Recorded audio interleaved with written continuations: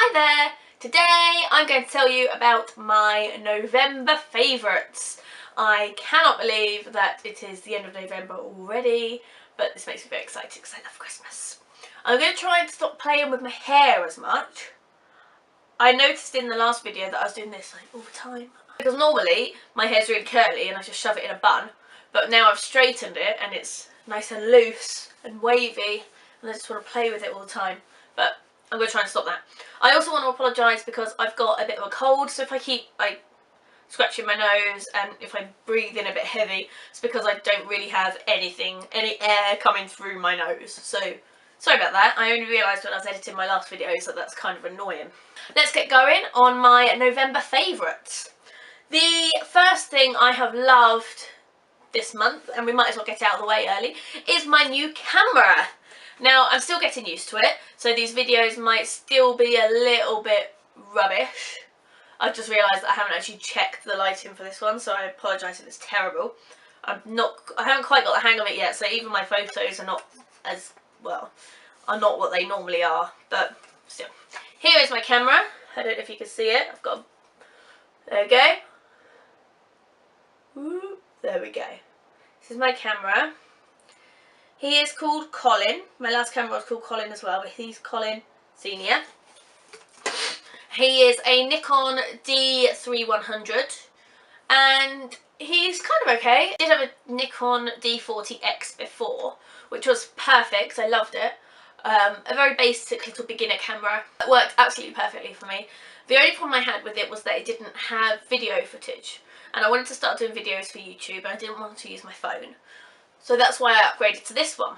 Unfortunately, it only films 10 minutes at a time, which is really annoying because it means I have to stop after 10 minutes and then refocus and get it all filmed again. And this one doesn't have capability for a wireless remote either, which is really annoying because that's how I take most of my outfit posts. Luckily, Rich has managed to play around with it and somehow he's done this camera hack thing, which means I now get 17 minutes of video, which is a lot better, and we found something we can plug in that is like a little transmitter, so I can still use a wireless remote, but it's just a bit of hassle that I have to do all this extra stuff, so I'm not sure if I'd really recommend it if you want to use a wireless remote or film video. I think I should have splashed out for one of the slightly newer models. This is quite an old one. Anyway, I'm still loving it because I get to film these videos and I'm still playing around with it, so we'll see how it goes. My beauty favourite this month is this. It is Skin Drink Moisturiser from Lush. It's on the inside. I've actually done a review of this and I'll link it below. Inside you can see it's kind of sort of browny grey clay colour, and it smells like peanut butter, which apparently is the sesame oil, because obviously it smells like sesame seeds, I guess. And I didn't like that at first, this sort of nutty smell, but after a while I got used to it. And it's pretty good, it's nice and moisturising, it sinks in really well, it's not greasy or anything like that, it's a good little moisturiser. My first item, now excuse me, these are really muddy because I went to a fireworks display recently and it was really muddy and horrible. But these wellies, these wellies are amazing. They're from Primark. They were about £10 I think, £10 or £12. They're minty coloured. They've got these lovely little almond shaped toes. They've got little bows on the side. And what I love about these is because I've got quite fat legs, I can actually wear these because they're only little. And they keep my feet nice and cosy and warm. And I love them. Really great. I'm going to go get some black ones I think. Me being me, I went for the pretty green ones and of course they don't really go with much. The other fashion thing I've been loving this month is Topshop's Mead & Kirchhoff collection. I've been a fan of Mead & Kirchhoff since the end of 2011 when I first saw their Spring/Summer 2012 collection. If you haven't seen it, I'll put a link below. It's awesome. It's kind of like Grayson Perry meets Courtney Love in some sort of candy floss world. It's got little teddy bear motifs everywhere. It's crazy. It's got the Regina George bra peeking through the top look. It's pretty awesome. So I found out last week that they were doing a new Topshop collaboration. They did one a few years ago, but this is before I heard about them. And I was oh, there was this pastel striped bag and I wanted it so badly, and I was dreaming about this bag. Unfortunately, I didn't get that bag. It sold out really quickly. But what I did get was this dress that I'm wearing now. I can't show you all of it, but I have got a post which I'll link below. I'm not sure what my camera's doing right now. But it's got these really cute little lacy details. I love these sleeves. They're really flouncy, kind of dandy sleeves. I feel like Laurence Llewelyn-Bowen. They are awesome. And I just love how versatile it is. Because these sleeves are elasticated, I can pull them up like that. I have really puffy sleeves. I can pull them down like this, have them a bit longer. I can tuck them up like that. It's just a really, really versatile little dress. I love it. I've got 2 more pieces on their way. I think they're arriving tomorrow, so I can't include them in the video, but what I'll do is I'll film a little bit of them and then I'll splice it in. Okay, on to some other favourites now. I read this book this month. It's called A Tale for the Time Being. I'm not sure if you say it Ruth Ozeki or Ozeki. I think Ozeki sounds the most Japanese. She's a Canadian-Japanese author. This is her 3rd novel as far as I can work out. I want to read the others as well. They're called All Over Creation and My Year of Meats. Not sure what that's all about, but it sounds pretty cool. I bought this, to be honest. I saw it in W.H. Smith's, and I bought it because I could see it was Japanese, you know, the Japanese flag and the Japanese girl on the front. And I'm really into Haruki Murakami, and I thought, you know, this might be quite similar.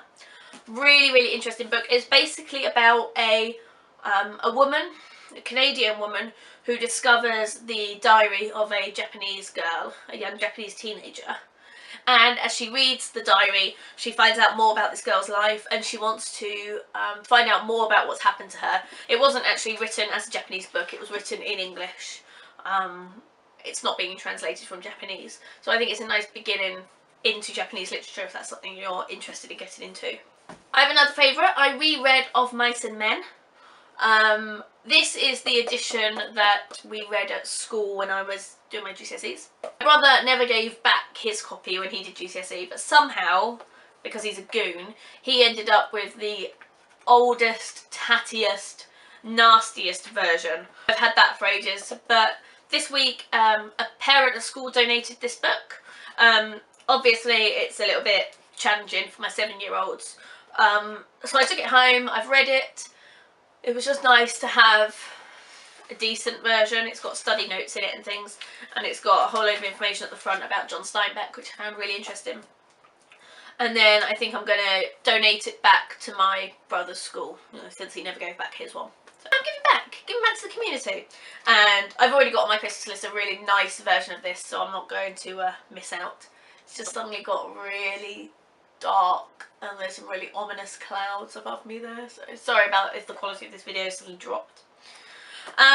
If you haven't read Of Mice and Men, I strongly recommend it. It is my favourite book in the world ever. It's basically about these 2 guys who travel around California in the 30s trying to find work so that they can save money to buy their own piece of land. It's a tale of friendship, really, ultimately, and it's, I suppose, friendship and sacrifice. It's absolutely heartbreaking. It makes you cry every single time. Of course, I thought it was a great idea to read it on the train home. I'm sure I look crazy just crying over my book, but I really, really recommend it. It's beautiful. I think everyone should read it. And this version's only like 149 pages long, so I read this in one sitting in like an hour and a half. So it doesn't take long to read. It's definitely worth it. On to some other favourites now. I watched The Great Gatsby the other day and it was absolutely amazing. I really recommend it. I read the book when I was about 16 or 17, but it was, ugh.